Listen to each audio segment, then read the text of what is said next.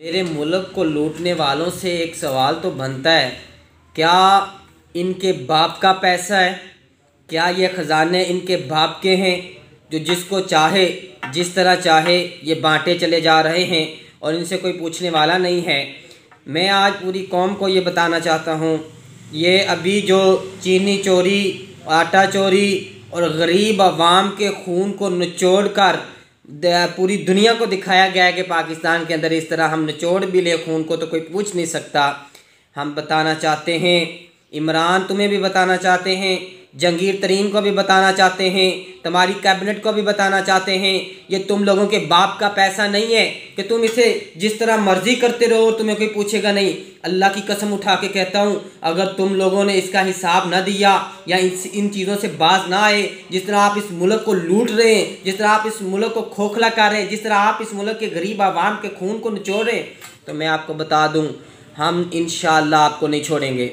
हमारी जो आवाम है वो आपको नहीं छोड़ेगी, किसी सूरत आप नहीं बचेंगे।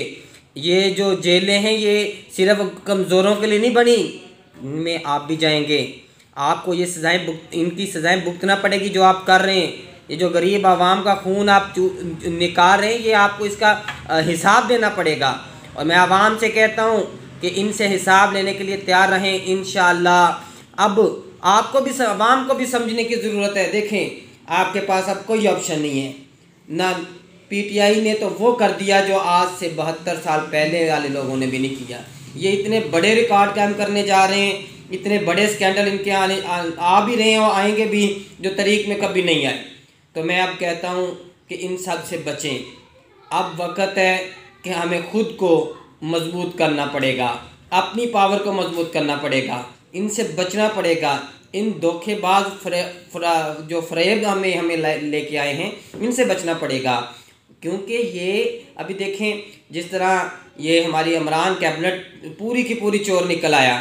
अब कैसे मुमकिन है कि एक बंदा खुद कहता है कि जिसके ऊपर वाले खुद चोर हों तो उसके नीचे वाले को वो चोरी से नहीं रोक सकते, और वो चोर हुआ करते हैं। अब कैसे मुमकिन है कि इमरान खुद इन चीज़ों में मुलव्वस नहीं होगा?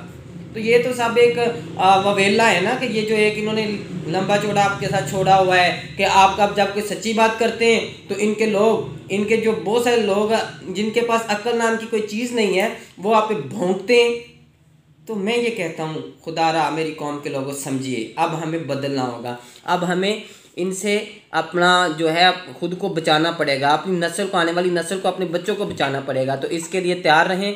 मैं आपसे कहता हूँ कि इन सब से बचिए। पीटीआई बुरी तरह नाकाम हो चुकी है हर मामले में। अल्लाह ताला हम सब को इनसे बचाए। बहुत शुक्रिया।